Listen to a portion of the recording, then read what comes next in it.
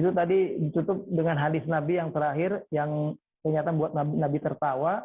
Orang itu mendebat Allah, tapi ternyata yang terakhir adalah justru badannya mengakui kesalahannya sendiri.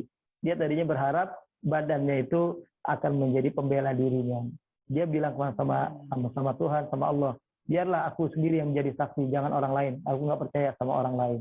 Ternyata dirinya bersaksi dan yang terjadi adalah dia dalam kondisi yang justru mendapatkan pengakuan yang jujur dari anggota badannya yang Allah izinkan itu yang bisa berbicara. Justru mulutnya yang tidak diizinkan bisa berbicara.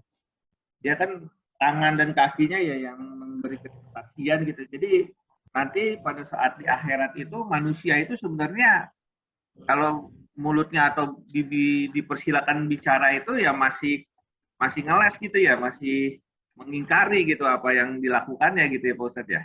Masih bisa seperti itu ya? Ini penggambaran tentang orang kafir, bukan orang secara umum. Kalau orang-orang beriman, dengan apa yang telah Allah putuskan, catatannya ini, amalnya ini, kurangnya ini, itu sudah terima semua. Tapi orang-orang kafir, orang-orang durhakanya kelewatan, seperti ini, yang dalam ayat ini, itu mengingkari. Mana mereka bilang, dulu kami tidak syirik, kami nggak salah, ya Tuhan, asal kamu nggak menzalimi kami dalam penghakiman ini, biarkan kami yang menjadi saksi diri kami sendiri. Kan masih berharap dengan pengakuannya sendiri dia akan berbohong. Jadi masih ada keinginannya mengingkari perbuatannya di masa lalu. Nah, karena ada keinginan pengingkaran seperti itulah Allah kunci mulutnya, Allah jadikan yang bisa berbicara adalah tangan dan kakinya. Ini buat orang kafir. Nanti kalau orang beriman enggak, semua akan dia sampaikan. Kan nanti sifatnya itu ditayangkan oleh Allah perbuatan kita semua. Ditayangkan, kita tinggal bilang iya. Orang beriman akan mengakui semuanya. Insya Allah kita ini semua juga akan mengakui semua. Tapi ini ada orang kafir yang kebangetan gitu loh. Ini kafir ini kebangetan, perbuatannya yang di masa lalu itu ditayangkan, mereka ingkari. Makanya sudah nggak dikasih kesempatan mulutnya bisa berbicara. Begitu penggambarannya. Di ayat 6 sekali lagi kan saya tambahkan, baik. Itu adalah ya sesungguhnya sesuatu itu setan itu adalah musuh yang nyata. Kadang-kadang saya berpikir nyatanya bagaimana ya Pak ya, maksudnya kan di sini yang kita banyak nggak begitu sadar gitu bahwa setan itu musuh yang nyata gitu. Kan nggak nyata Pak. Begini. Pengertian musuh yang nyata itu bukan nyata dalam bahasa Indonesia ya. Kita harus maksudnya di sini adalah musuh yang benar-benar Allah sudah takdirkan menjadi musuh buat kita. Yang sudah terang-terangan menyatakan ikrarnya di hadapan Tuhan dulu, dia berjanji akan membuat anak cucu Adam menyimpang dari kebenaran, menyimpang dari jalan Allah. Bayangkan, kita sudah tahu dia adalah makhluk yang sudah berjanji kepada Allah akan membuat kita tergoda, akan membujuk rayu kita supaya kita mengingkari kebenaran ini, mengingkari ketaatan kepada Allah. Kita tahu dia sudah berbuat seperti itu. Nah, itu yang namanya dia, bukankah dia musuh-musuh yang terang-terangan? Nah, nyata dia maksudnya musuh yang terang-terangan sebagai musuh. Musuh yang jelas-jelas sebagai musuh. Bukan lagi musuh yang samar-samar kayak kita dalam melihat orang munafik, dia teman apa lawannya, dia kawan apa temannya, masih begitu. Ini enggak, kalau setan kita sudah tahu dia musuh yang nyata bagi kita. Coba kita kembali melihat bunyi surat Al-A'raf ayat 26 atau 27 itu, ya.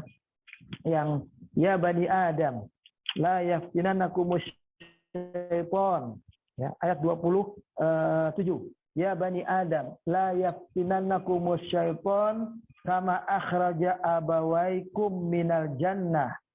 Wahai anak cucu Adam, jangan sampai setan ini sekali-kali membuat kalian tertipu.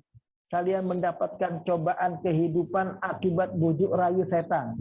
Jangan sekali-kali terjadi seperti itu. Sebagaimana akhraja abawaikum minal jannah, dia telah berbuat membujuk merayu orang tua kalian, yaitu Adam dan Hawa, sehingga keduanya Allah keluarkan dari surga. Berarti kan kita sudah pernah membuktikan bahwa setan itu membujuk rayu.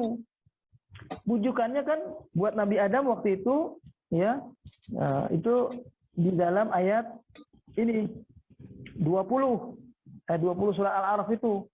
Fawas wasalahu masyaiton liyubdiyalahuma ma wuriya anhuma min tawatihima wa qala ma nahakuma rabbukuma an hadhihi syajarah illa an takuna malakaini aw takuna minal khalidin. Setan membujuk Nabi Adam supaya mendekati satu-satunya larangan Allah itu dengan bujuk rayu yang sangat manis, mengatakan, "Hei Adam, tahu nggak kenapa Allah melarang engkau mendekati pohon itu, apalagi memakan buahnya? Itu adalah karena Allah tidak ingin kalian berdua menjadi malaikat. Kalau kalian jadi malaikat, kalian akan menjadi makhluk yang istimewa. Allah nggak ingin kalian jadi malaikat. Allah tidak ingin kalian kekal di surga." Padahal Nabi Adam merasa surga ini kenikmatan yang luar biasa. Dia ingin kekal di surga. Dia ingin menjadi seperti malaikat tentunya. Ya. Nah, itu yang dibujuk rayu oleh setan. Nah, ternyata ini hanyalah bujuk rayu yang akhirnya membuat Nabi Adam terbujuk. Jadi dia akhirnya terjebak dengan bisikan-bisikan manis. Nah, inilah yang namanya setan. Dulu sudah jelas dia membujuk rayu Nabi Adam dan Hawa seperti itu. Nah, kita diperingatkan oleh Allah anak cucunya jangan sampai terpedaya sebagaimana telah terpedaya bapak moyangmu Adam dan Hawa. Jadi, kalian jangan sampai seperti itu. Tapi Allah ingatkan dengan kalimat di ayat 27 itu, dia adalah makhluk yang berbahaya. Innahu yarakum huwa wa qabiluhu min haitsu la tarawnahum. Kalian harus ingat setan itu sangat berbahaya karena mereka adalah makhluk yang bisa melihat kalian, bukan dia sendiri. Dia dan teman-temannya, dia dan anaknya, cucunya, keturunannya, setan-setan yang berikutnya, semuanya bisa melihat kita manusia, sehingga bisa dengan leluasa menggoda kita dari tempat yang kita tidak bisa melihat mereka. Waktu Nabi Adam diciptakan pertama kali sebelum Allah meniupkan roh, itu Allah menciptakan badannya dulu. Nah, badannya itu kemudian dimasuki oleh setan ini, jin ini. Jin ini masuk. Yang saya bilang lonjok-lonjok perutnya, sehingga jadi pusar. Ternyata ada lubangnya. Dia masuk lewat lubang pusar itu. Dia pahami betul anatomi tubuh manusia. Dia tahu ada jalur aliran darah ini yang paling efektif untuk menggoda manusia. Dia kelewat sini, dia lewat situ, dia masuk hidung, dia masuk mulut, dia masuk mata, dia masuk kubur, masuk dubur. Semua anggota tubuh semua dilihat oleh makhluk jin saat ini sebelum Adam diciptakan. Sebelum Adam punya roh. Jadi dia kenal betul terhadap diri kita manusia. Sedangkan kita tidak mengenal siapa jin ini. Bahkan tidak bisa melihat siapa jin ini. Inilah yang sangat berbahaya buat kehidupan keimanan kita. Karena mereka adalah makhluk yang mengenali kita. Tahu siapa kita manusia. Tahu kelemahan kita. Ya. Dan dia seolah-olah tuh kayak makhluk yang mirsad. Memata-matai kita. Terus memonitoring kita. Ya, melihat kelemahan kita. Ketika diuji dengan harta gagal, dia coba uji dengan kedudukan, dengan pangkat, dengan jabatan. Coba diuji, itu gagal, diuji lagi dengan digoda oleh mereka tentang wanita, tentang apapun. Jadi dia itu mengamat-amati kita, memonitoring kita itu, mengintai kita istilahnya, itu untuk mencari kelemahan kita. Dia pengennya kita jatuh. Dia pengennya kita durhaka kepada Allah Subhanahu wa Ta'ala. Sampai akhir hayat kita. Makanya ayat ini, surat Yasin ini, dianjurkan dibaca menjelang kematian, agar saat menjelang kematian ketika setan ini terus menggoda kita supaya durhaka kepada Allah, bisa gagal. Karena kalau orang dibacakan Yasin, orang itu semakin sadar, semakin ingat bahwa Allah pernah menjanjikan ini, menjanjikan itu, supaya kita beriman, supaya kita taat kepadanya, menggambarkan tentang surga, menggambarkan tentang neraka, ya, supaya orang beriman sadar. Nah, makanya ini sangat cocok surat Yasin dibacakan kepada seorang yang akan wafat. Ya, hanya saja banyak yang terjadi hanya sekedar dibacakan, tapi sebetulnya dibacakan, diterjemahkan, diingatkan, ya, katakanlah kayak kajian-kajian kita sekarang ini tentang surat Yasin, itu mestinya juga kita ingat ketika kita menjelang wafat. Ya, kita punya kesadaran yang tinggi tidak ingin tergoda oleh bujuk rayu setan, laknatullah alaih. Kalau kita lihat ayat berikutnya 66, itu sampai dibahasakan begini, walau nasya'u latamasna ala a'yunihim fastabaqus sirata fa anna yubsirun. Kalau kami menghendaki, kata Allah, itu mata mereka pun juga Allah bisa lenyapkan. Allah punya kuasa itu. Ya. Kalau lenyap, mereka nggak bisa melihat, mereka akan dalam kegelapan, pasti mereka akan cari jalan, akhirnya berlari-lari aja, kayak orang dalam kegelapan berlari, akhirnya tumpang tindih, jatuh, ada yang kena sana, kena sini, nggak sampai kepada tujuan. Ya. Tapi Allah tidak melakukan itu. Ya. Jadi pengertian dalam bahasa Arab, lau, itu adalah kalimat yang berarti sebuah pengandaian yang tidak akan terjadi. Berbeda dengan iza. Kalau iza, berarti iza ja'a nasrullahi wal fath. Atau iza zulzilatil ardu zilzalaha. Itu kalimat iza adalah kalimat pengandaian yang justru akan pasti terjadi. Seperti ayat lagi, kutiba alaikum idza hadara ahadakumul maut. Diwajibkan kepada kalian apabila kalian akan mati. Nah, mati ini akan terjadi. Makanya idza hadara ahadakumul maut, kalau akan mati salah seorang antara kalian, in taroka, jika dia meninggalkan, nah kalau kalimat in itu bisa ada, bisa tidak. Nah, makanya in taroka khairan, kalau dia meninggalkan harta, makanya ada orang yang wafat meninggalkan harta, ada orang yang wafat tidak meninggalkan harta. Itu kalimatnya in. Jadi kalau in, penggunaannya untuk kalimat bisa ada, bisa tidak. Tapi kalau idza, penggunaannya dalam bahasa Arab untuk mengartikan sesuatu yang bisa terjadi, pasti terjadi. Sementara kalau lau, justru sebaliknya dari idza, sesuatu yang tidak bisa terjadi. Seperti lau anzalna hadzal qur'ana ala jabalin. Kalau seandainya Allah turunkan Al-Qur'an ke gunung itu, ya, la ra'aitahu khashi'an mutasaddian. Kalian akan lihat gunung itu penuh ketundukan, nggak bisa berbuat apa-apa, pasti hormat saja dengan Allah. Nah, itu tidak terjadi karena Al-Qur'an Allah turunkan untuk kita manusia. Jadi lau itu juga begitu. Begitu pula dalam ayat ini. Walau nasya'u latamasna ala a'yunim. Kalau kami kehendaki, kami jadikan penglihatan mereka terhapus, hilang. Nah, maka mereka akan berlomba-lomba, ya, mencari jalan, ya. Fa'anna yubsirun. Maka betapakah mereka dapat melihat. Jadi akhirnya mereka tetap bisa melihat, maksudnya. Walau nasya lamasakhnahum ala makanati. Bahkan kalau kami kehendaki, kami akan pindahkan posisi mereka. Kami robah posisi mereka. Ya, tadinya di sini pindah ke sana, pindah ke sana. Bisa saja Allah kehendaki itu, tapi Allah tidak ingin. Allah biarkan mereka seperti keadaannya. Di situ ya di situ, melihat yang melihat, sehingga bisa melihat dan mengetahui dengan benar bahwa Allah tidak menzalimi mereka. Allah tidak menghukum mereka hanya karena sebab Allah tidak suka kepada mereka. Tapi betul-betul Allah menghukum mereka akibat perbuatan salah mereka waktu di dunia. Itulah pengertian Allah tidak menzalimi mereka. Wa ma rabbuka yudzallamin lil 'abid. Allah tidak akan pernah menzalimi hambanya sedikit pun. Dan ayat ini menarik, ditutup dengan kalimat, ya, ayat 68 kalau kita sampai ke sana, ya. Sebelumnya, walau nasya'u lamasakhnahum ala makanatihim famastata'u mudiyyan wala yarji'un. Kalau kami kehendaki, niscaya kami bisa saja memindahkan mereka dari tempat mereka yang saat ini, ya, dan mereka nggak sanggup lagi berjalan kemana-mana, dan mereka tidak bisa tahu kembali di mana posisi mereka asalnya, ya. Lalu kemudian Allah katakan, wa man nu'amminhu nunakkisu fil khalq. Dan barang siapa yang kami panjangkan umurnya, kami akan kembalikan dia kepada penciptaan yang pertama. Afala ya'qilun.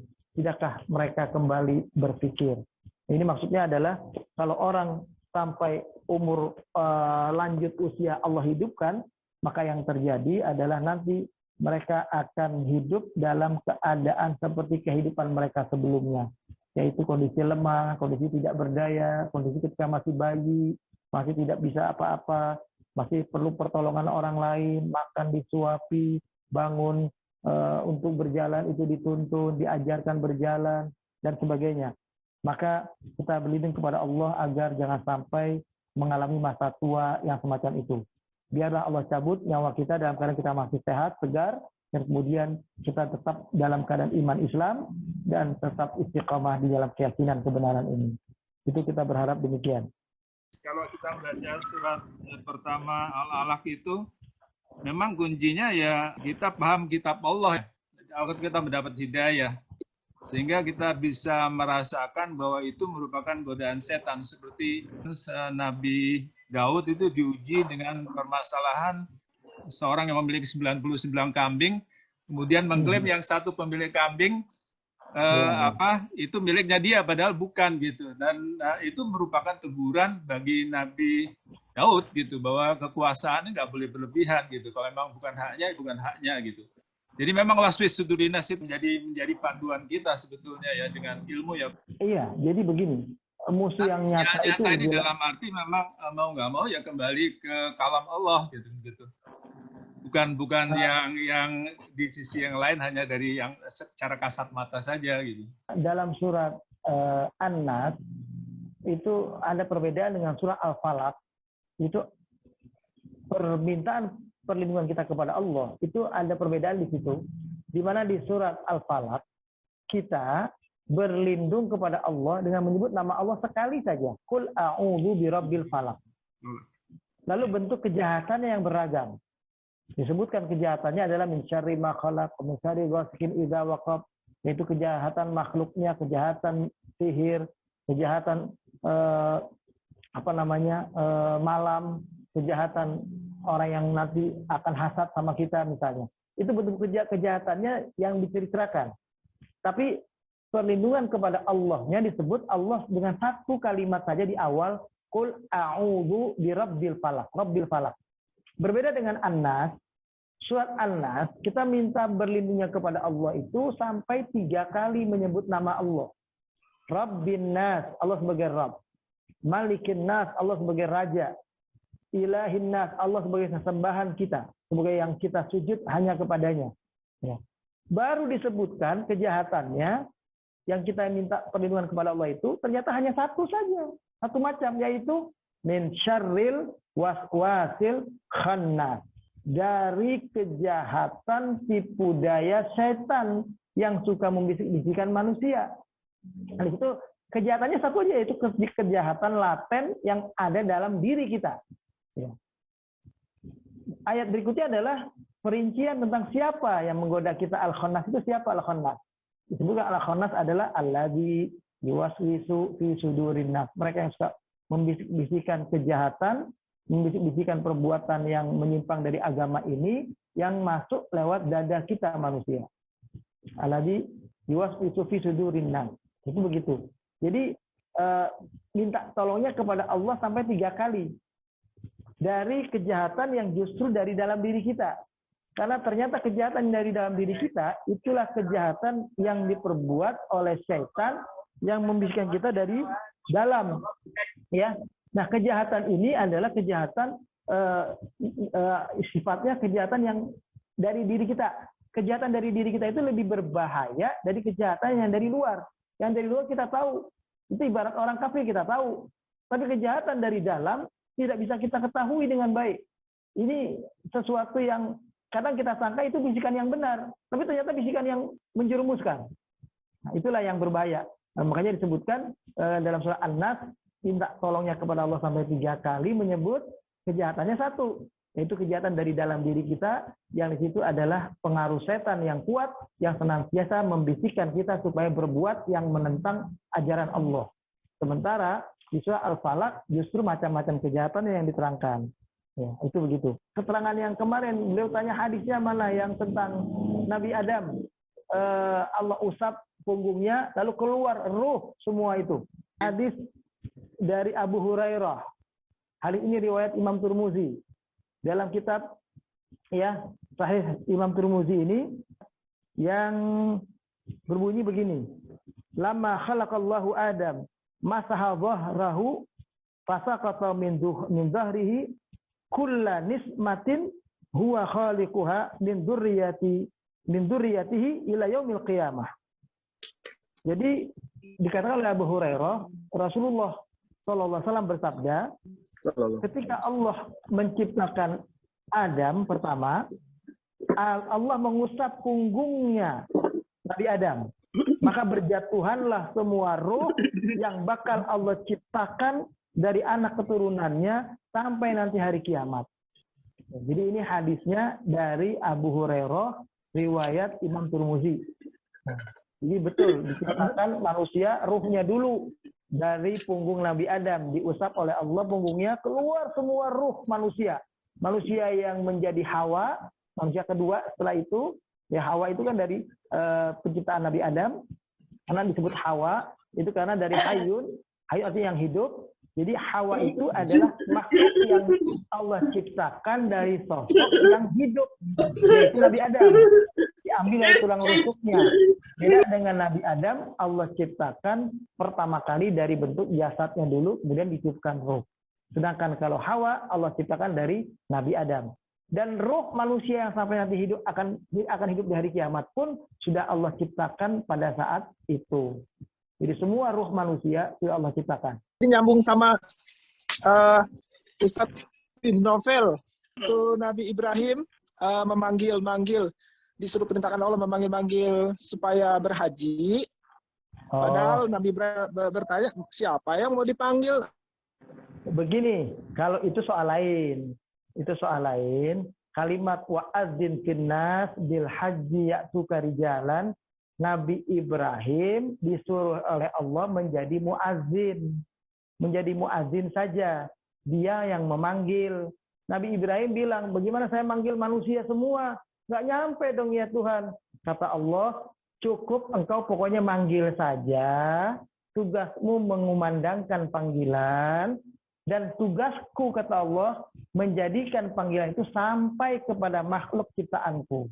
Jadi seluruh manusia, betul, sampai pada manusia yang nanti terakhir, itu sudah tahu tentang kewajiban haji ini nantinya. Itu akan tahu semua manusia. Itu betul begitu.